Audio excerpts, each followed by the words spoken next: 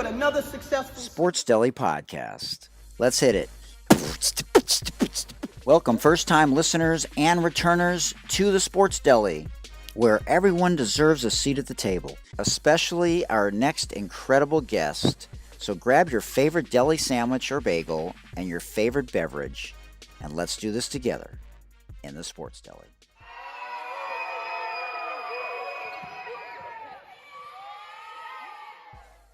We're so excited to welcome our 29th professional women's basketball player today on this first day of Women's History Month.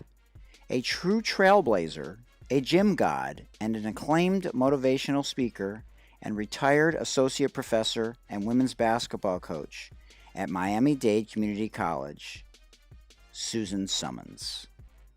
She played in the BNBL, the Boston Neighborhood Basketball League, where she won 6 MVPs growing up. She served our country in the Army, and afterwards she attended Roxbury Community College, where she played basketball, and then transferred to Lamar University.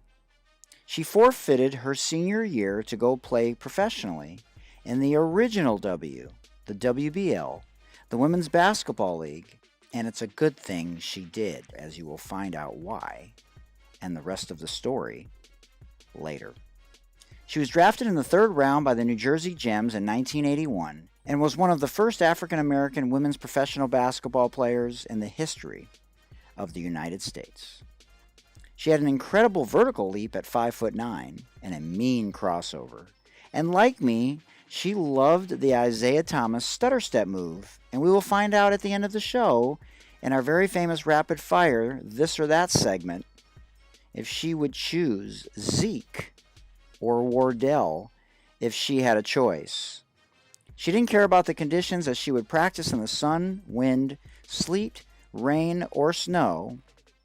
And she always loved Lisa Leslie's quote about you can be a lady off the court, but on the court, you must be a beast. She worked at the police department for a brief stint. She's a 6-time Hall of Famer. Yes, you heard me correctly. 6-time Hall of Famer, including being inducted into the Women's Basketball Hall of Fame as a WBL Trailblazer in 2018. She's worked with USA Basketball on several occasions. She knows Crystal Robinson very well, who was not only on our show, but arrested in the middle of our show, and whose book, Finding Myself, you should read. Susan is one of the top black business leaders in the country. As will be obvious to you very shortly, she's an international motivational speaker. She was voted one of the top 100 most influential educators in the world. She loves to motivate and inspire young girls around the world. She's one of 6 sisters and 1 brother, the youngest of 7. And she shares a birthday with the late Chadwick Boseman, Russell Wilson, Don Cheadle, and she was born the same year as, listen to this, I'm only going to name a couple, Vin Diesel, Jimmy Kimmel, some dumbass that a Green Bay quarterback listens to about medical advice, Monique, Vanilla Ice, Faith Hill, Kurt Cobain, Jamie Foxx, Julia Roberts, Pamela Anderson, Will Ferrell, Anderson Cooper, Nicole Kidman, Philip Seymour Hoffman, and Neon Deion Sanders. Incredible. And you can find her, among other places, at Susan Summons. That's Susan is S-U-S-A-N, Summons plural, S-U-M-M-O-N-S, Speaks.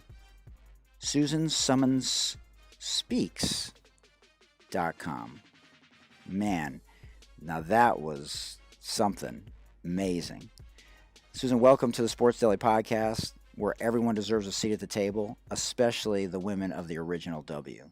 Oh, yeah. Oh, yeah. Let's go. Let's go. Let's go. Let's have some fun. Oh, absolutely. I see the necklace is matching the shirt, and you got the earrings on the first day of Women's History Month. Like, oh, man, I love it. Yeah. You got the How ring. You doing, Mike? I'm good. I'm fired up after Joanne McCauley yesterday and you today. Wow, what a back-to-back. Yeah, that's definitely a back-to-back, and almost a trifecta. You had Rosie Walker. Oh my gosh. And so, Absolutely. yeah, As far as Rosie goes, I'm trying to help her. I found out about her injury, and I've reached out to a couple lawyers, and I'm waiting to hear back. But I mean, she's gotten a raw deal. really. Yeah, you'll have to, I had her information, but send me an email Yeah, so I can reach out to her and maybe put her in touch with a couple of other people that it's may, ridiculous, yeah, it's and it's a racial issue. okay. So there's that part of it, which I, I mean, I just won't stand for it if there's that component to it because it's just ridiculous. Breaking up a fight as a teacher, and 12 years later, she's got nothing for it. You know, we always try to, as educators, we talk about this Yep. every day. We have these controversial conversations about keeping politics out of sports. That's difficult. Keeping politics out of higher education, keeping racism out of sports. Yeah. Racism is everywhere. We go to sleep with it, we wake up with it. It has existed since the early times. Well, yeah, but it's more of a white issue now in terms of the vibration and the awareness that I think shifted after George Floyd. But I mean, it does take a village, but it takes white people to get their heads out of their asses and to really realize that racism is codified in law, and the laws were made by white people. Bylaws and everything in between were made by white people for white people. And so that aside from people's views still in sports and outside of sports is why we continue to have white privilege and a lack of progress as fast as we would like. Well, education is always paramount. Paramount. And the more that you can educate people, white people, as you paraphrase, I'll Absolutely. paraphrase and use yours, the more that we can educate them or re-educate them from that process and reverse that process that you have described that has existed for centuries historically and has been the basis of why there's a level of racism, a level of discrimination, a level of the good old boys club. Yeah. That exists currently Still across the nation and in the globe still. Yeah. On the first day of Women's History Month, the women of the WNBA, which you have a picture over your left shoulder, is, something that has always been at the forefront. Not only women at the table, but life is better in a lot of ways. But we just, have to realize that there's a long way to go. And if you look at other spaces that have made progress, the LGBTQ plus community, there are other spaces that have made progress and gotten reparations. And for some reason, there's continuous pushback. And like you said, the good old white boy network that does not allow things, politically or not, to move in a direction that consciously and deliberately creates equitable opportunities for everyone. Well, one of the interesting points is really trying to embrace and understand the whole concept. And I like to just switch modes and reference national disasters. They don't discriminate. National disasters don't care what color your skin is. A national disaster just wipes you out. As does cancer. It's terminal. And there have been major changes, certainly, when we look at women in leadership roles, CEOs, Fortune 500 companies, women's sports, gender equality. But we still have to continue to climb the hill. And it is an upward battle. And from your perspective, from my perspective, when I was growing up as a kid, I never really was the type of person, human being. I wanted to be looked at as a human being. I didn't want to be looked at as a Black woman or an African American woman. I would like to just say, I got that job because I was the better person, not because I was an African American woman, or not because you were filling a quota. Because we like to talk about real things on your show. The basis of your show is anti-racism and equality, but that encompasses and can embrace so many other paradigms as it relates to both of those concepts. When I was growing up, there were no opportunities for women. no opportunities for women in sports. I went into the military when I came out of high school because my family was poor. My mom needed my help. There was no place for me to go. I didn't get into college. I didn't have high SAT scores. I wanted to go to UCLA. I loved UCLA. That was my dream university, but I just couldn't master the SATs or ACTs. So I went an alternative route, which was the community college. And I'm a community college advocate. As you know, there are many WNBA players and NBA players that took the route of being a community college graduate, still going through the door, just a different door to arrive at the same destination. As educators in this global bubble that we have that still persists with the level of racism, a level of hatred, there's more to achieve when there's love involved, when there's respect involved, when there's humility involved for your fellow man. I can't tell you the number of moments that I've experienced as an African-American woman in this country, in the US, where I felt I was attacked or followed up with or had comments that were made that made me feel like, well, wait a minute, are we in the United States? Are we in America? Home of the brave, equal rights, fairness, and people are calling you names. I always say it starts from the top, though. Kids are not born with that concept. We don't wake up with that concept in mind. But there have been many different moments as a player, as a high school kid, as a college player, as a professional player, as a professional, that I have experienced moments that I thought, is this still going on? This is still happening. It hasn't gone anywhere. And then you have a catastrophic global crisis incident happen like George Floyd. And now that same medical disease, that horrific disease that's terminal, that creates anger, surfaces and resurfaces at a global level, but it never went anywhere. What's your most recent experience with racism? Interesting. One of my most recent experiences, I was in a grocery store and I was in line shopping and I was in a rush to sign for 10 items only. I knew it. But the manager knew me and they had beckoned to me. No worries. I got in line. There were two other people in line and they were waiting. I guess they got a little impatient and I heard them talking. I thought, they're not talking to me. They can't possibly be talking to me.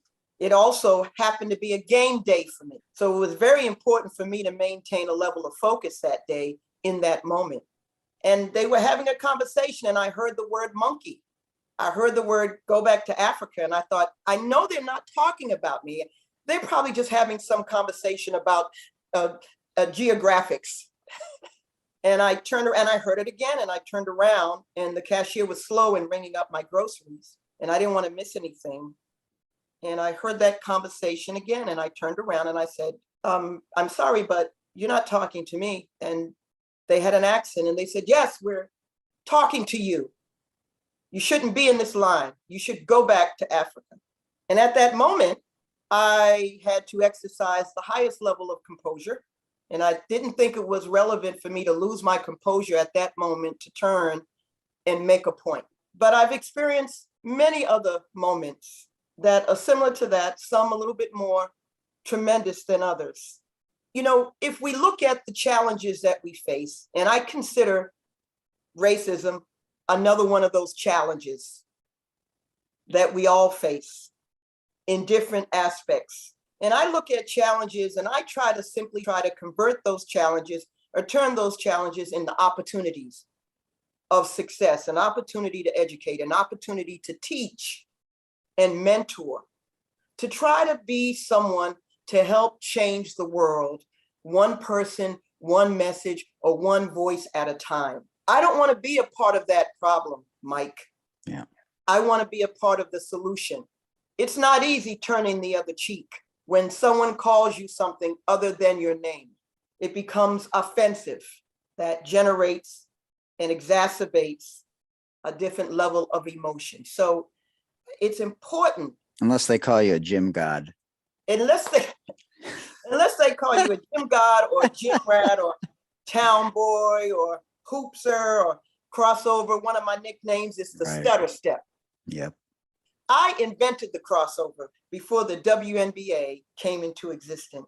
In the WBL, before the WBL, I was crossing over in Tom Sanders, Don Nelson, NBA Boston Celtics basketball camp. And the crossover was deadly. It was breaking ankles. Cross you over, stop, come back, and pull up the jumper. When I played the game, we didn't have the 3-point shot. Right. We didn't have it. So if I'm hitting 35 points on you and there was no 3-point shot, you know I had to really be balling to put up 35 points or 38 points with no 3-point shot. Reverend Dr. Martin Luther King had on the globe, and he brought forth and helped to change that mentality that you talked about in the beginning of the show. And it was less popular when he was alive. You look at the civil rights movement, you look at his assassination in 1968, you look at the assassination and you look at John F. Kennedy. I'm from Massachusetts, so my mentality is much different. And I grew up in a community in Brookline, Roxbury, Boston, JFK. I grew up around the Kennedys. I used to be a counselor at the Kennedy Special Olympic summer camps, and we marveled in the Kennedys. Let me jump in. I want to ask you a question. I've never asked this question before, and I've never asked I knew today was going to be just a whole different vibe, just because you're so passionate and you treat everything as if it's the first time you've ever talked about it, which is one of your superpowers, which is not an easy thing to do, because you've done a lot of interviews over your years and a lot of speeches, but you always come across as if this is the first time you've ever done something that you're so passionate about. But I just thought about this when you're in the middle of talking and sharing your thoughts, your passionate, very moving thoughts. And everyone criticizes the 45th president. I don't like to say his name for good reason. And maybe he's mentally ill, maybe he's not. But Ryan Harris came on this show, Super Bowl champion with the Denver Broncos. Denver Broncos. And he said that he doesn't always necessarily criticize or shake his head. He asks the question, why? Why is someone thinking that way? Why is somebody racist? You know, and it sort of changed my thinking after I had him on the show.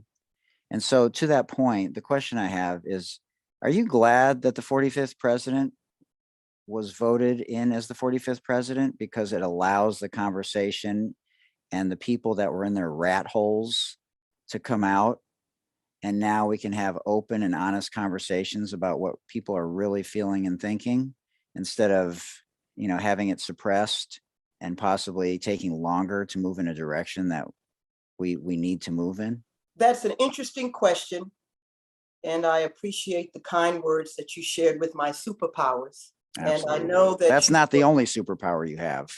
I believe I mentioned to you, everything starts from the top. You know that as a coach, as a teacher.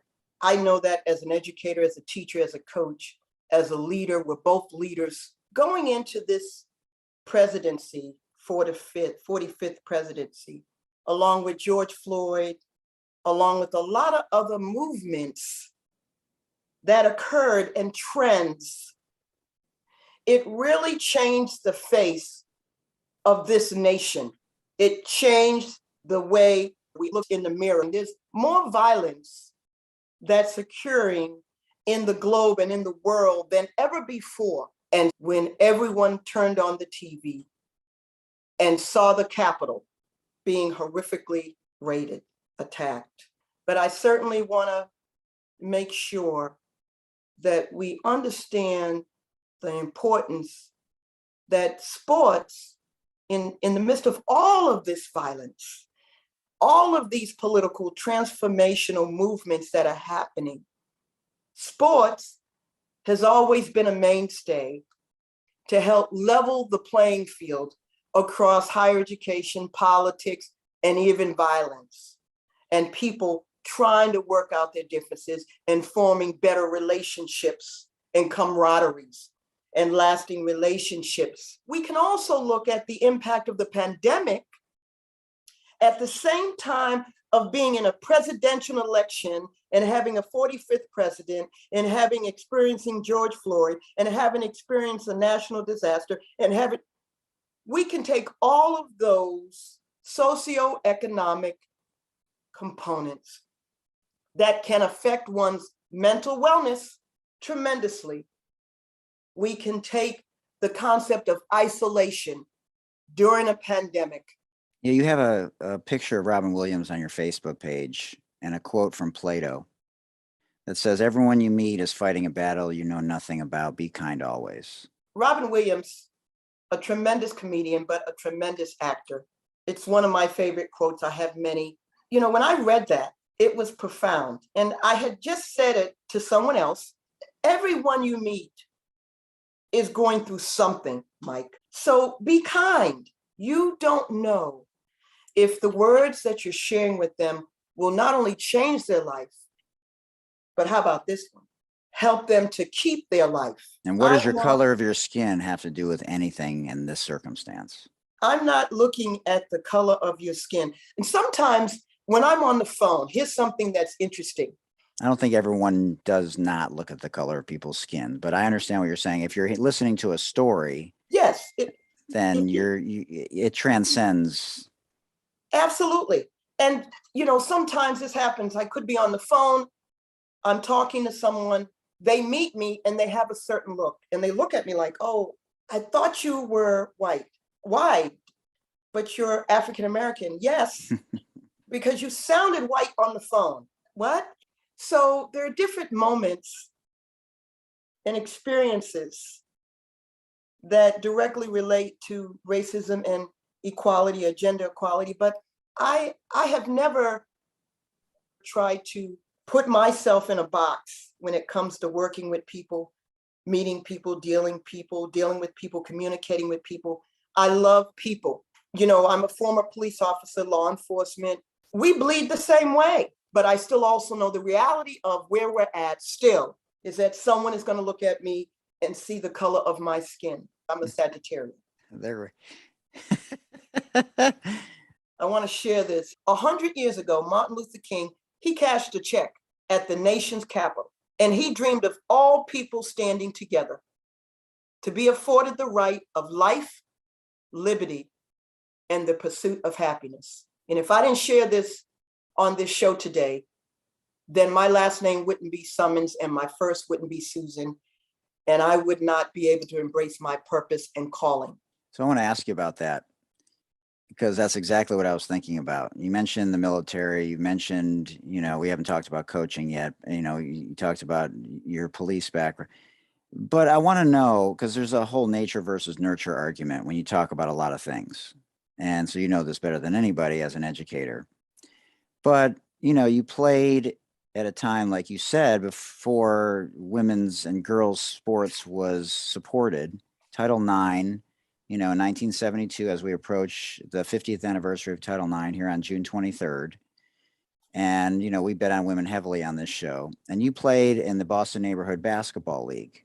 And you were supposed to go to a Jesse Owens track and field invitation camp or track meet, something of that nature. And you got the opportunity to go because of a couple of very famous people invited you. And so, you know, today we're learning the rest of the story, but talk about what it was like being a young African-American girl in Boston or Roxbury, and how you navigated it, and how did you become so passionate about life and advocating for yourself, and then, you know, paying it forward for so many years. Fascinating to me. I can recall traveling with my mother as a child on the train and bus to homes in the suburb where she would go and clean and scrub floors. And I remember as a child standing there looking at that. And I would get this pain in my stomach. I didn't know and realize at that time that pain in my stomach in the middle of my belly, which I probably thought was a stomach ache, but it really wasn't. Because later, what I realized, and these I'm describing life-changing moments for me as a child that have fueled my never-ending passion and never-ending fire to do incredible things, pay it forward, and be that role model or be that person that helps inspire others. But later, when I lost my mother, my brother, and my father, the 3 different cancers, 8 months apart, without a lot of time to grieve in between, I felt that same pain in my gut. And that's when I really realized, and I said, all along, it's been a pain of ambition, passion, motivation, inspiration, perseverance, strength, and courage. Because I said I would never be in a position or have a job where I was going to scrub anyone's floors, even if I had to work 3 jobs. I said I would never be in a position where someone is going to tell me to shut up. Why? Because I'm a Black woman, and I'm a powerful woman that has a powerful voice and a powerful message to change humanity. And I'm not going to allow anyone, no matter whom they are, to say, no, go in the corner. Well, you had a why, and so you were able to see it in other people. Absolutely. There's no question of why. There's no question about it. The why, I saw it in that person. I saw it in that person. You know, when Tom Sanders and Don Nelson from the NBA Celtics gave me that opportunity to go to the Don Nelson and Seth Sanders basketball camp, when I could have went to Jesse Owens track meet, because I was a national track champion. I was a tremendous athlete. I would play volleyball, basketball, tennis, bowling. I did it all. Badminton. And so it was at a time when there wasn't any scholarships for women. Right. I said, where am I going to go? What can I do? I've got all this talent. I don't know what to do with it. There's nowhere to go. It was the AIAW. Title IX was in place. It was a terrible time. So I joined the Army. And fortunately, while I was in the Army, things transitioned back home in Boston, and Roxbury Community College was born. I'll say. And a little cathedral church that was vacant was used and donated from the county to house Roxbury Community College. And I got a call from my dear coach at that time, who was the BNBL coach, Elfrida Harris. And I was a 6-time Boston Neighborhood Basketball League MVP with nowhere to go, putting up 25, 29 points. I was the first women's professional basketball player historically out of Boston, out of Roxbury, before the WNBA in the WBL, drafted 3rd round, came back home, trained with Seth Sanders from the NBA Boston Celtics, got me ready for training camp. Did you play with the guys when you would go out and play? I played with the guys. There was no girls around when I was playing the game. Look, Michael, back then when you played the game as a girl, if you wanted to be good, you had to play with the boys. You had hops too, right? Yes, I had hops, and there wasn't any girls around. So I said, I'm playing with the boys. So I'd hit the playground. Well, you understood quickly, if you didn't win, you're waiting an hour and a half. Yes, you're waiting an hour and a half, you know, and you're saying, you're standing there going, next. We all know exactly. Next. Oh, no, hell no, I had next. Yeah. No, I had next. What? No. No.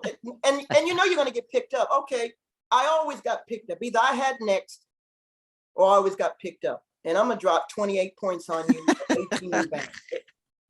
That was the game. We played it with passion. We played it with fight. It was survival.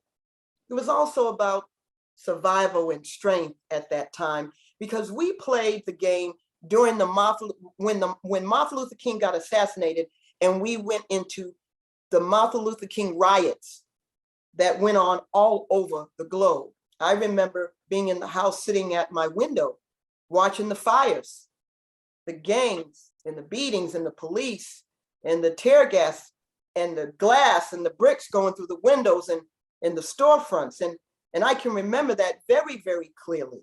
My brother at that time, my brother was in the war, in the Vietnam War.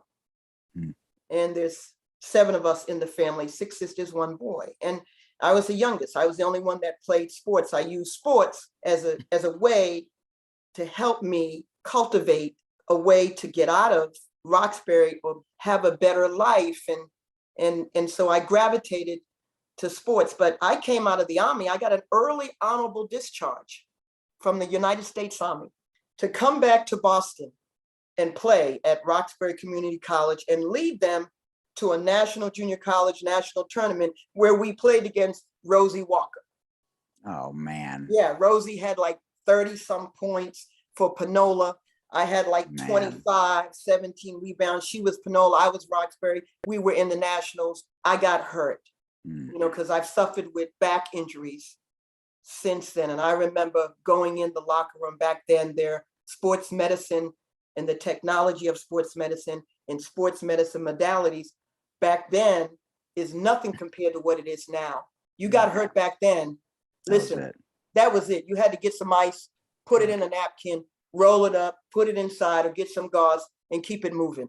And it taught you resiliency. It taught you mental toughness. Marvin Gaye sings in What's Going On lyrics. We don't need to escalate. You see, war is not the answer, for only love can conquer hate. So we have to rise in gratitude to lift each other up, Michael, and not in hate. We must hold the country accountable, hold the country and hold the leadership of the country accountable. But you have to have conversations with people that don't look like you. Absolutely. You have to be able to conversate with the person on the other side of the desk or sitting in the other chair. The world is made up of all kinds of people. You have to be able to coexist and get along with all kinds of people. You can't stay in a box. You can't stay on your side of the fence. You can't stay on your side of the line. And education. And education, the more we can educate, Michael, we don't have to accept this. We can change it. I was looking at the time when I was playing the game, an interesting time. You went to Lamar after community college. I went to Lamar University in Beaumont, Texas. A kid all the way from Roxbury, all the way to Texas. But I made a stop in California in Long Beach when I tried out for the semi-pro women's basketball team called the Adidas League. Annie Myers played in that league. Anita Ortega played in that league, another WBL legend. Sharon Farah, one of my WBL teammates. We all was in California trying out for that semi-pro league, and I made the team. I was the only African-American woman on that team. And the experience was tremendous. But I said, my position and mindset was, my mind shift was, this is my opportunity to make it. This is my opportunity to help change my life, change the world. If I can change my life, I can change the world. Because changing starts with you being willing to accept and be that social change agent. Be the change that you want to see. That's why you have this show, a tremendous show. And so I applaud your efforts. You had my colleague and mentor, Richard Lapchek, my dear friend and mentor. Down there in Florida. Yep. Yes. And his report card, racial report card, because we all know he is the human rights, civil rights, social consciousness of race relations, gender equity, and equality in this globe. Yep. And he has done a phenomenal job in raising the percentages and helping to change the demographics and data that exist in professional sports and in the college ranks through his racial report card. Holding people accountable. And he's holding people accountable in this country. White people. Yes.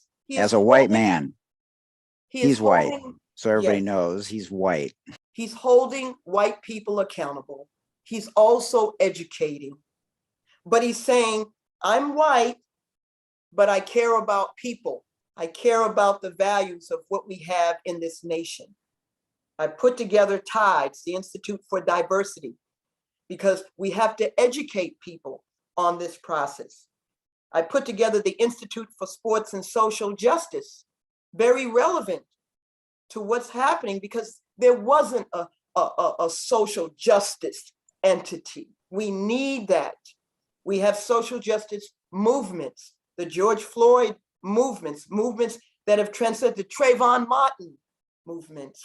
That racial report card is holding people accountable to make sure they're hiring people of color and women, and they get a letter grade. His data, as you know, that he releases annually, provides them with that grade based on the gender, people of color, the equality, and the demographics has improved over the years because he's holding them accountable. But we have to do, yes, we have to continue to do more. Women's sports has taken a transformational movement. I'm very blessed, and I thank God that I'm able to be here, share this moment with you, share this moment with the audience, to see history continue to evolve. Because if you want to know where you're going, you have to first look to where you was. You always have to go back to history. Some things and some movements repeat themselves, but we see an evolving of a transformational process that's occurring with women, women's sports, women leadership roles, CEOs. Fortune 500 companies are hiring more women. Even though they need to hire more, we're still not at the top bar, but we're making progress. More women are at the boardroom, sitting at the table. Like you say, they deserve a seat at the table. To that thought, I want to ask you this because it just popped into my head. And you mentioned Dr. Richard Lapchick. And so he was influenced heavily because of his father, who signed the first African-American ever in the history of the NBA. And Joe Lapchick. Yes, Joe Lapchick. And Boston Celtics player. Yes. I sat behind the bench in the Boston Garden. So unbelievable. Red Auerbach, right. Joe Lapchick, JoJo White, John Havlicek. Yeah. But he, because of seeing things happen outside of his home, when people would protest his father's decision, back in a time when racism was publicly as at the forefront as any time in our history. He would be on the other line of the telephone at his house, hearing people say things when he was a kid that no kid should ever have to hear, because his dad was standing up for what was right. And because of what he witnessed as a young boy, he dedicated the rest of his life to social injustice as a white ally. Before, like someone like me, made a decision 2 years ago after the murder of George Floyd to be more of a public ally, because it was easy now for me to do it because of people like Dr. Lapchick and you and many others. So to that thought, why did you decide to coach and pay it forward in that way for so many years, and obviously so many accolades that have come along with it? But those are just byproducts of what your true mission was during all this, to accentuate representation, because that's what it's really about. Besides all the other things we've talked about, changing bylaws and laws and policies and mindsets. I really thought and felt that it was important for me to be able to inspire young girls who inspire to be coaches. Interesting. That if they see someone that looks like themselves, they may be motivated to believe that they could do that too. Just like anything, if I see someone on the movie screen or TV screen that looks like me, I'm going to believe that I could do that. I can be an actress. I can be a singer because they're doing it. And at a young age, I spent a lot of time thinking about, I want to be somebody. I want to do something to change the world. How do I do that? And you love basketball so much, you didn't want it to end after you were playing. Yeah, and I love basketball. I don't want this to end, but how do I put all that together? And so I just, one of my history teachers, Judith Baker, who was at the time teaching at Madison Park High School, stopped by to see me because at that particular time I had suffered another back injury and I was paralyzed for a couple of weeks playing in the pro league. And I was down for maybe 3-4 weeks. So she stopped by to see me and she said, look, when you get on your feet and you're feeling better, I'm over here at Madison Park High School. I need some help with these kids. And I said, really? She said, yes, and I think you can come and coach. I says, well, but I want to keep playing. I had an opportunity to go overseas and sign another contract. Wait, is she white? Yes. Amazing. And so I had a chance to go overseas and sign another contract. So I'm thinking, no, I'm going to sign a contract. I'm leaving once I can start walking again, I get medication, I'm signing this contract and I'm going overseas. That didn't happen. I decided once I saw the doctor, and the doctor said, look, if you continue to play, you're going to need back surgery and you'll never be able to walk again. So it was at that time and at that moment, I made a decision. I got dressed, put my sweats on, my sneakers, had a ball in my hand. I showed up at Madison Park High School in her practice. And I says, Judith, or Judy as I call her, Coach Baker, I'm here. And we went and won the city championship that year. And I sent an All-American, a high school All-American. This was my first connection to Florida. I had a high school All-American, Valerie Avant, that helped lead that team to a championship. We went from 0-10 and turned the season around to like 26-10 or 24-10 and won the city championship to go to the state. And Valerie Avant was our All-American. And that was my connection to Florida. We sent her to the first Florida Community College. From there, she went to Old Dominion. Oh, Lord. So that started that historical connection with the game itself. But what did you learn from Coach that allowed you to be your authentic self? Well, I've learned a lot from a lot of different coaches. You know, I've had a lot of coaches, Judith Baker, Alfreda Harris, Steve Kowalski in California, Don Nelson, and Don Nelson and Satch Sanders coached me when I was in the best summer basketball camp. And Satch Sanders, he's like a mentor and like a stepdad. He trained me and worked with me, and I'd often have conversations just as a mentor and bend his ear. What do you think about that, Satch? What do you just try to get insight? And when he had his restaurant, Satch's, right there on Tremont Street, downtown Boston, Satch's. I'm just talking a little history here. Oh, heck yeah.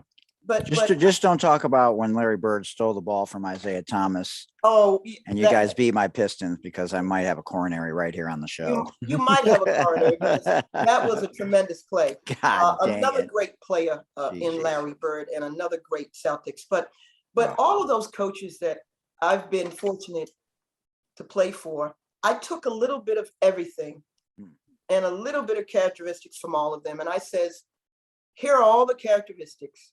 And these are all the things I don't want to be. These are the values I don't want to use. And here are all the values I want to cultivate. And I want to create my own style as a coach. Let me ask you a question, though, because you and I have both coached a long time, and I'm starting my 30th year this year. Coached 15 years on the men's side, and this is my 15th year on the girls and women's side, and most of it at the college level. And I was a head community college coach as well on the girls' side. And you have a different philosophy than a lot of coaches that coach for a long time. And we're in alignment that way. A lot of them, there's a disconnect with the players over time because they don't want to adjust. And it's not that you had to be old school like Bobby Knight and just run motion. It's just more of, we understood the grind. We understood true post play. We understood footwork and the importance of it. And now there's an instant gratification generation. So how did you stay relevant with your players over the course of time and have such a consistent way about yourself? Because it's not easy to do for that long of a period of time. I find that amazing. Well, thank you. You know, I have over the years believed that your coaching philosophy, your mission, your focus as it relates to your culture that you're trying to establish. So you never wavered when it came to how you got them there. And you never compromise your integrity and standards. Right. And you let them know that. I've been just very fortunate over the years, 35 here, 35 at Miami-Dade before I retired, and 4 years at Roxbury Community College, All-Americans, Players of the Year, All-National Team, players that went to the USA Olympic trials, the USA Olympic Sports Festival trials, the WNBA player, ABL player, but graduates, 93% graduation rate and placement rate to Division I universities. And we're graduating kids every year for 35 years, not just 1 year, but every year, the graduation rate has been tremendous. And remember, you're a professor, I'm a professor. One of the things we have as a commonality, we're built differently. We have a different mindset as an educator in this profession because we're in the classroom and we work with a multitude of students on a regular basis. So the level of integrity for education and higher education in the paradigm is very significant. And we use that and transcend that when we walk on the basketball court with the student athlete. Student comes before athlete. And you're here to get a degree because if the basketball goes flat, you can't dribble that ball anymore. But a degree never goes flat. You can always dribble your AA degree and you can always get a job if you get hurt and you're going through something. So I've been able and fortunate over the years to cultivate that culture, that philosophy that's been etched in stone. Players buy into it. They have to buy into it. They have to believe in it. And the other component is just the natural motivation. Well, yeah. I mean, you're authentic. And so that resonates with parents too. Yes. And when you help kids go to the next level, that's the only thing I ever said to the kids. Take care of your business. I will take care of the rest and I will get you a scholarship, even if it's in the middle of nowhere. And you have to tell the player, we're living in a different time. So there's a different athlete out there. Right. It's That's what I was asking, because in the Yeah. beginning, you could probably Yeah. just say, shut up and dribble. And then you couldn't do that in the It's a later different part of your generation. career. On some level, athletes today, are they working as hard as they used to? Do they have the mental fortitude? Do they have the mental toughness? Do they have the resiliency? Are they playing the game with passion? You have to ask yourself those questions. I'm on phone calls with coaches across the country that ask me, how do you do it? What are some of your strategies? These kids, these athletes, they're not as tough. They're not as resilient. You sprain your baby finger. and I'm done. Well, I mentioned earlier in the show, we talked about resiliency and the ability to overcome challenges. And we all are faced with challenges every day. And as an athlete, a student athlete, one of the challenges they faced was trying to be a student athlete during a pandemic and feeling the impact of being isolated. Absolutely. From their teammates, from the world, from the community, from campus life.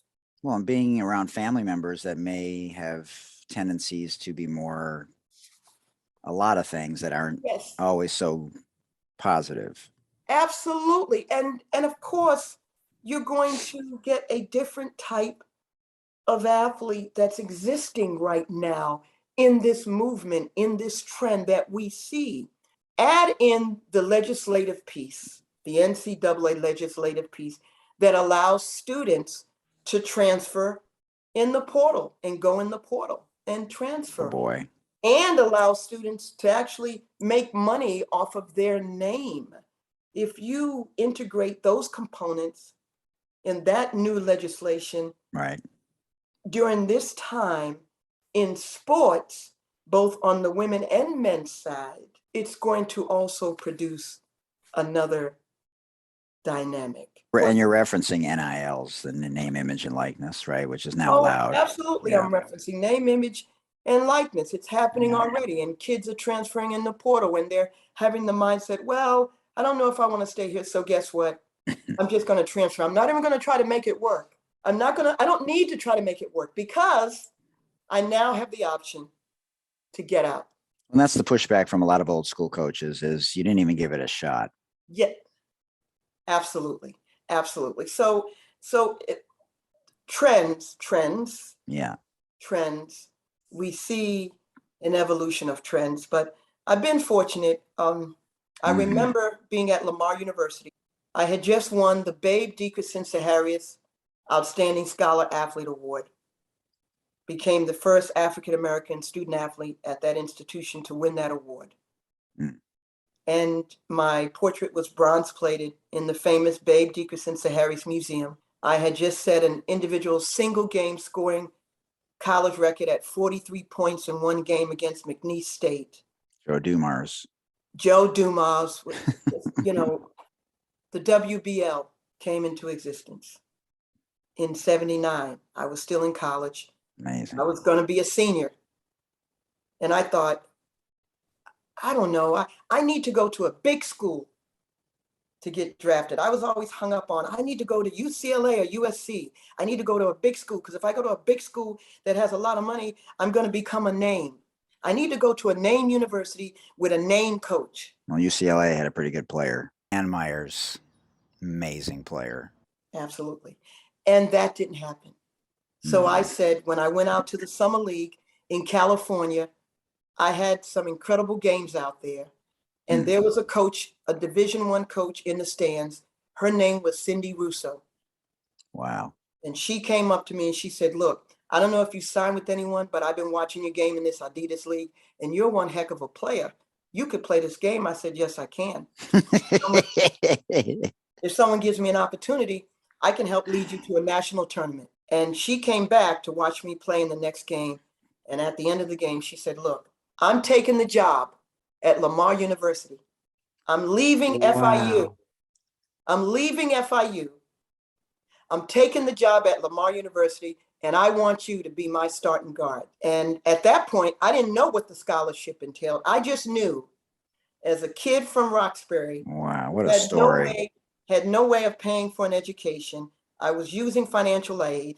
My parents couldn't afford to help me. We was on welfare. I said, I have to do this. I'm making a life for myself. I want to be somebody. I want to change the world. I said, I don't know what you have. And she gave me a full scholarship. She sent it to me. I signed it. And within, I don't know, a week, I flew out to Texas. I didn't know who I would know. I didn't know anyone. It was a long way. It was a chance I was taking. It was a risk, but I was a risk taker. I was an adventurer. I was tough. I was resilient. I grew up during the riots. Right.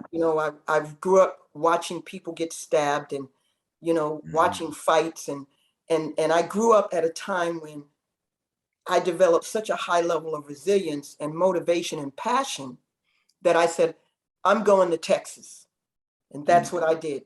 And I moved in campus at Lamar University, and I ended up playing for that women's team, running track, helping the track team go to the state, on the relay team, setting an individual college single game scoring record that stood for about 15 years in college women's basketball history. If people go back and look and go, wait a minute, that stood for almost 15 years until Cheryl Swoops came along at Texas Tech with Marsha Shop and scored 52 points off that pick and roll on the perimeter. That flat flare screen, they ran that all night long, flat flare screen. Yeah. Cheryl would pop and either dive and drive or pop the three. Yeah. So I grew up at a time at Lamar. My portrait's bronze plated in there. They gave me an award, a gold medallion. I had a full scholarship, and I had a part-time job at Sayers Auto Body Shop. I was working at an auto gas station. Unreal. Pumping gas. And did they have full service back then? Excuse me? Did they have full service back then? They had full service back then. Nobody even knows what full service is nowadays. No, not at all. I had full service. I had to go up to the gas tank, take the gas off and pump gas and get grease on my hands, grease on my pants, change clothes and get ready for practice. So people listening, full service is you had a choice. Just either you pump it yourself or the person pumps it for you that works there. Absolutely. And so that was an option. That was full Why service. Is that not an option anymore with Uber Eats and DoorDash? Why is there not full service gasoline anymore? And maybe it's still a law in New Jersey. I don't know, but man, that would be maybe great. Just swipe the card, or you could just tap the card now. I don't know. Just tap the card and tap the card. I have a full tank of gas, but I was in that auto body shop, Sears Auto Body. With a bunch of guys, I would imagine. I remember being inside the office when the phone rang and the WBL was holding their draft. Oh, boy. And I thought, and at that time, I was ranked number 2 in the state of Texas behind Rosie Walker. Rosie Walker was number 1 for Stephen F. Austin, and I was number 2 behind Rosie Walker in the state of Texas. And I think, here's a kid from Roxbury that nobody knew, no name. I didn't go to a name university. At the time, I didn't play for a name coach, although she's one of the top name coaches, legendaries now, Cindy Russo. Yep. But I didn't have any of that. No one knew my name, but I said, I'm going to make a name for myself. And that's what I did at Lamar. And when the phone rang and they said, there's a phone call for you, I said, who's calling me? I'm at work. I got to do this gas. They said, there's a phone call for you, and they're calling from what they call the WBL Women's Professional Basketball Draft. And I said, what? The draft? And I said, they probably got the wrong number. And I said, hang up, because I don't want to get fired. I need this part-time job. And they called back. Thank God they called back. Thank God they called back, right? And it was Kathy Mazzolino and the GM from the New Jersey Gems. Unreal. And they said, is this Susan Summons? I took the call. They said, is this Susan Summons? I said, yes. Is this Susan Summons that was ranked number 2 in the state of Texas in scoring? 5'9", athletic guard, can jump out the gym. With a mean crossover. With a mean crossover. We've watched film on you. We've heard about you. I said, this is she. How can I help you? Because I have to go back to work. They said, this is Kathy Mazzolino. I'm here with my GM, and you've just been drafted in the WBL of the 3rd round, and you're getting ready to play women's professional basketball for the New Jersey Gems. Unreal. And I thought, this is unreal. This is not happening. This is a dream come true. I forfeited for that dream my senior year of college. Wow. Unbelievable. I forfeited for that dream. It's a good thing you did. Yes, I took a risk and I forfeited my senior year of college, all paid for, to fly back to Boston. I called Satch Sanders and I said, listen, Satch, I've just been drafted. I called the newspapers. I've just been drafted. He said, drafted, yes, in the first historical women's pro league in the United States, the WBL. I'm going pro. I need you to train me. And that's what he did. 2-3 times a week before I left for training camp in New Jersey. And went to the training camp, got hurt on the second day, was playing against Olympians. Cal Blajowski was there from Montclair State, the Blaze. Yep. You know, we're good friends. Yep. Jill Jeffrey, Gail Marquis, the 1976 Olympian. There were some Olympians in the house. First Olympics in the history of women's basketball. Yes, first Olympics. And I took a hit, and they weren't playing because they were trying to make the team. And I took a hit, almost took me out. And I went in the back in that locker room, and I said, you know what? And I can either stay in the locker room or I can come out here and show them just how tough I am, because this is my dream. And I can't turn back now. I have to be strong. And I put some gauze inside my mouth. I wiped the blood up. I got some ice. I went back out there. Unreal. And game on. That was it. And I made it through the next 3 training days, made the team, played in 1 game. Then New England. I had a name up in New England. Yep. You know, I was balling up there. All the community centers, Hartford, Connecticut, Rhode Island. And so it was just amazing. And so New England got a franchise. They brought in Jim Luskatoff from the Boston Celtics, the hatchet man, as he was called, when he played for the Boston Celtics. And he said, that's your coach. He got on the phone and he said, we just picked you up. We need you. You're a franchise player. That night I packed up, flew back to Boston, and I was a New England Gull in uniform for the next games and for the rest of the season. And then that year, the league folded. Right, that's what I was saying. So everybody knows why it was a good thing that you left that senior year, because you only had one year. Yes. Amazing. So, and so after the league folded, I spent time with my agent and lawyer, to try to recover money from the contract that I had. Yeah. I was able to recover some of it. And then I decided I've got to get my degree. So I got a job as a law enforcement agent. Mm-hmm. And I went to college on the weekend. I worked during the day at full time.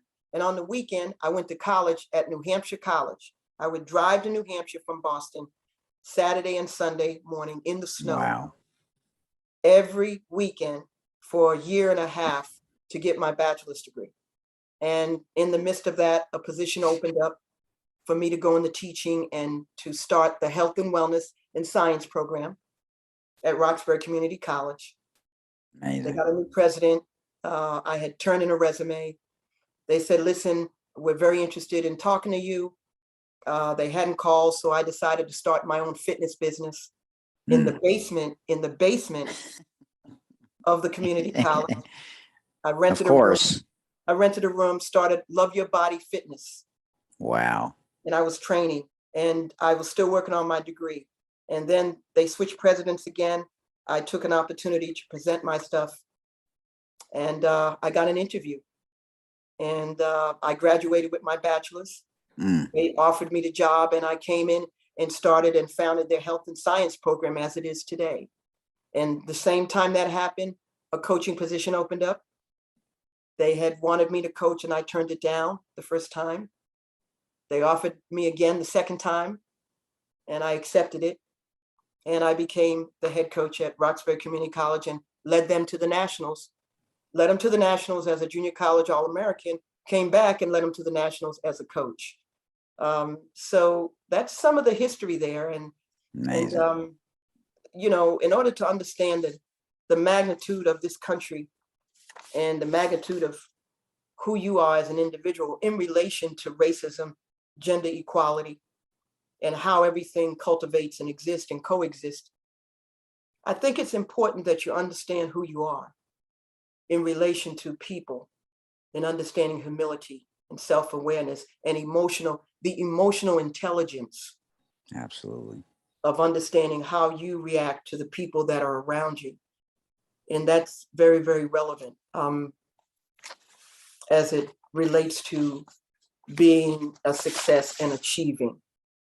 Well, and you didn't try and fix everything at once. You allowed the journey to help you be a better version of yourself as time went on. Because, you know, it is a continuous process as an educator to be the best version of yourself every day, because it's a continuous thing. It's always evolving.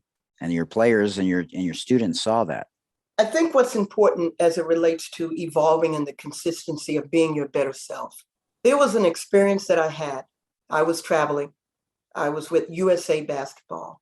And if I had allowed that experience to cause or be a distraction from the focus and the goal I had of being a top educator or a top sports personality or a top national speaker, or just being that person that inspires others, I wouldn't be here today if I had allowed that moment to compromise my integrity and principles as a human being and cause me to lose my focus, because people are watching me.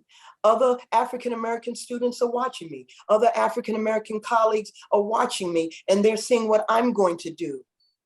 Are you saying there was temptations to go down the wrong path? Or and there was temptations to address issues and incidents that could have really magnified into a dynamic that may have had repercussions.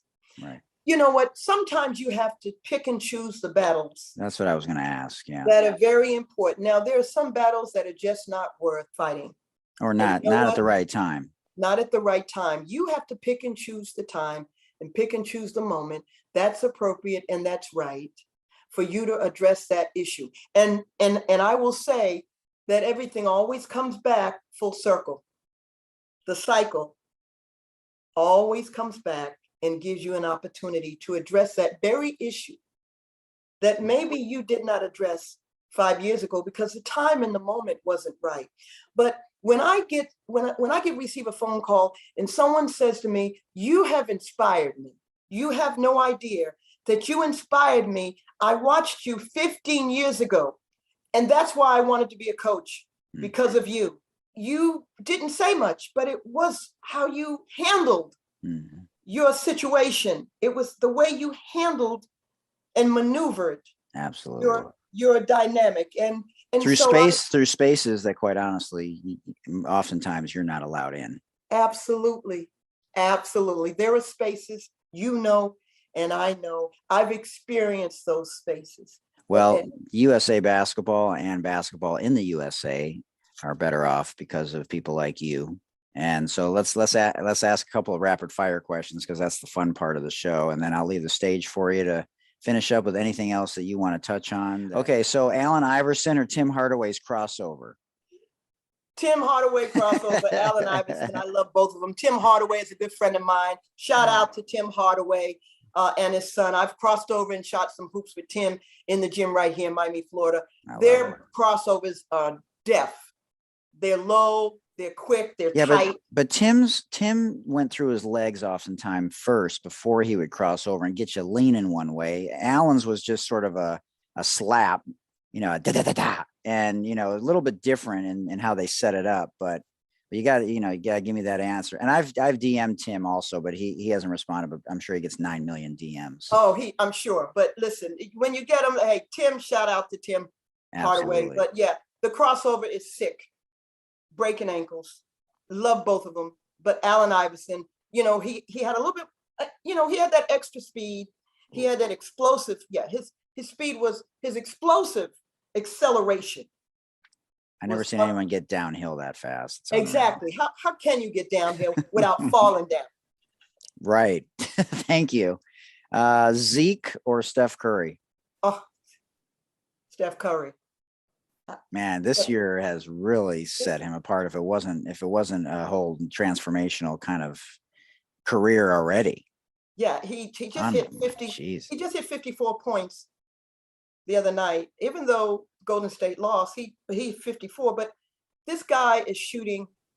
He's shooting from space. I haven't heard that one before, but he sure is. He's shooting enough. God bless. From space. And I would love to see Stephon and Reggie Miller and Ray Allen. What he does with the basketball and something else. He's in such great shape. Great shape. He's in order to do what he's doing, and we know from a health and science perspective, right? Physically, he's got to be in very, very good shape. The only one I saw like that in my lifetime is Steve Nash, current head coach of the Brooklyn Nets. Steve Nash. He could get on a treadmill for an hour at top speed on an incline and never get tired. And so, it takes a special commitment. And listen, he'd take his hair back and, I don't know how he does it with the crossover. His hair's flopping in his head and he's still hitting the shots, taking you off the bounce and finishing. Come on, Steve. Unbelievable. It's fascinating to watch, Steph, because if you think about it, Wilt did his thing, and then MJ did his thing, right? And Larry and Magic, and not necessarily in that order. And now Steph, right? We've had a few transformational players, but I just didn't think Steph was going to be the one coming from Davidson, but he's been amazing. MJ or LeBron? MJ and LeBron. For different reasons, I'm sure. For different reasons. Yeah, definitely. For different reasons. Yeah. LeBron's a lot more of an advocate. There'll never be another Michael Jordan. Yeah. There'll never be another MJ. What he did was unbelievable. But listen, I have a question for you. Yeah. During the 100 Hot 100 Billboards. Yeah. 1968. What were some of the top records in music out? Oh my God. The only thing I remember about 68 was Denny McClain won 30 games. Yes. I don't know, Yellow Submarine. I have no idea. Yellow Submarine. Yes, you were right. How about this one? What about the Beatles? What about the Beatles? Right. Hey Jude. Wow. How about this one? What is a music and a lyric? One of the music that changed and transcend movement in the history of social justice was what? Say It Loud, I'm Black and I'm Proud by James Brown. Hey. That record changed the whole dynamics of social justice for African Americans in 1968. It was a great time. You see history repeat itself. You see history evolving, and you see the evolution of women's sports evolving. great leaders. The WNBA was celebrating Title IX, 50 years for celebrating the WNBA. They got $75 million in funding. They got Nike women, MJ, Michael Jordan, the investment. They're here to stay. But guess what? WBL meet the WNBA. Oh, WNBA meet the WBL. Absolutely. I love it. Can't thank you enough for spending time with us today. I'm asking one last question because, you said that in closing, and it's really important that because we know the men's history, but we don't know the women's history. And Elizabeth Galloway McQuitter always talks about this, that we need to know the women's history more. And so I'm just doing my part to heavily bet on women on this show. So if you could have 5 people at your dinner table, past or present, dead or alive, who would be at your dinner table? Pat Head, Summit. Popular answer. Sue Gunter. Recently, another popular answer. Cindy Russo. Wow. You mentioned Dr. Richard Lapchick. I'd be remiss if I didn't mention Judy Sweet has been on this show a couple of times. Yes, I know Judy. The importance of her work. Oh, absolutely. Her work has been tremendous for women's sports. I would have Donna Lupiano. She is the former executive director for the Women's Sports Foundation. She's accountable for the foundation in Title IX and for women's sports and equity and gender equity. Donna Lupiano. Billie Jean King's foundation. Yeah. And so I would probably have Billie Jean King at my table as well. I mean, what she's done for women's sports. She had that tennis match, Battle of the Sexes. Right. We all remember that match, Battle of the Sexes. Changed everything and transcended women's sports and women's gender and women's equity. Amazing. Well, sharing space with you was incredible. Waffles, pancakes, or French toast to close it out? Well, I would definitely go with the pancakes, and I would certainly say to you, Michael, it's been a joy, and I've been honored to be on your show today. I hope that you've enjoyed the show. I hope your listeners go away with one takeaway, and probably a very different, unique type of show today. But we certainly wanted to change the fabric of this country, and I think we did that today. And so, and also at the same time, raise the bar for women's sports. Women empowering women more and improving gender equality and equality in the workplace is paramount. It starts with you, your voice as a woman, your voice as a leader, and commanding, having purpose, and going after what you want and saying what you want. And don't be afraid to ask what you want. Well, I'm glad you said that, because I said this a couple of times on the show, but Muffin McGraw talked about this a couple of years ago before she retired. Right. And she was in the WBL, and not many people know about that. And I mentioned her on the last show with Rosie. But she said something that was interesting, that more men especially need to advocate for women, especially in women's basketball, because women a lot of times won't even apply for the job that a man will, because they have to have every box checked. And so you don't have to have every box checked, just freaking apply. And you never know. Most of it's on the job anyways, and you're probably better than the guy in the women's game, to be quite honest with you. Let's just be real. Absolutely. And we see all the different changes and the evolution of what's happening now. The NBA is now hiring women in the sport, in a men's sport. They're hiring women. Becky Hammond. We're looking at the coaches that are coming up. So it may not have it may not have anything with the application, but put the application in. You may see me. You might see Susan Summons in the NBA on the sideline with the Lakers. You never know. You have to apply. But listen, Sports Deli podcast, anyone who's in Boston, if you're in Dudley Station or Dudley Square, as they call it, there's a great sub down there, sub restaurant. It's called Spinelli's. Stop by, pick up a sub there in their deli. In the meantime, much applaud and shout out to my friend, Michael. I appreciate you. This is a wonderful show. And for anyone who's listening, who's watched the show today, I hope you enjoyed it. I hope you walk away with some enriching components that allow you to step up your game and be that better person as it relates to humanity, and accepting people for who they are, and raising the bar, and holding the country accountable for racial harmony not racial divide. Thank you. Absolutely. Oh, much love and respect. And love definitely is the answer. It's one of the foundational pieces to anything that we do. And I can't thank you enough for your time. It's valuable, and you're doing so many things. You got amazing things in the background there. I see you have a championship net over your right shoulder. You got the WNBA plaque over your left shoulder. You got that ring on that right hand. I love it. And Listen, yeah. if anyone needs to, how can they find me? They could follow me on Yes. Susan Summons Facebook. They could follow me on Susan Summons Instagram, Susan Summons Twitter. They can subscribe to my Susan Summons YouTube channel, and that's how they can find me and locate me. Or they can go to the website, SusanSummonsSpeaks.com. I love it. Oh, Thank man. you, Mike.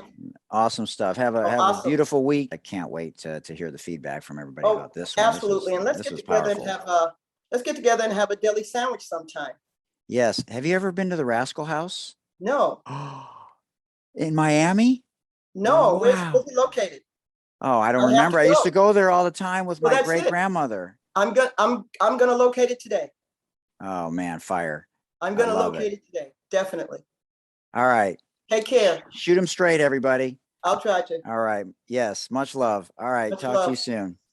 All right, everybody. Thanks for sharing space with us today. We truly hoped you enjoyed that amazing interview. Remember, everyone, Black Lives Matter. Stop the bullying. Stop the Asian hate. Contact your local and state politicians for any inequalities, for any individual or any group that's being marginalized. Also, everyone, we want to raise awareness for those individuals that are currently imprisoned for non-violent offenses, in particular those with long-term sentences that are disproportionate, in particular to those people in the Black and brown community. And I want to send a shout out to 40tons.co. 40 Tons is a socially conscious cannabis brand, and they're a social enterprise using the regulated cannabis industry to fight injustice, in particular for cannabis prisoners. So check them out again at 40, the number 4, the number 0, tons, plural, 40tons.co, because what they're doing in the cannabis space and being a socially conscious company is truly incredible, and they have my full support. And also wanted to remind all of you, if you're having a tough time, you can always call the Suicide Prevention Lifeline, and that number is 800-273-8255. That's 800-273-8255, and they are available 24/7, 365 days a year. You can also always check me out on Twitter, Instagram, and on TikTok at Mike Hootner.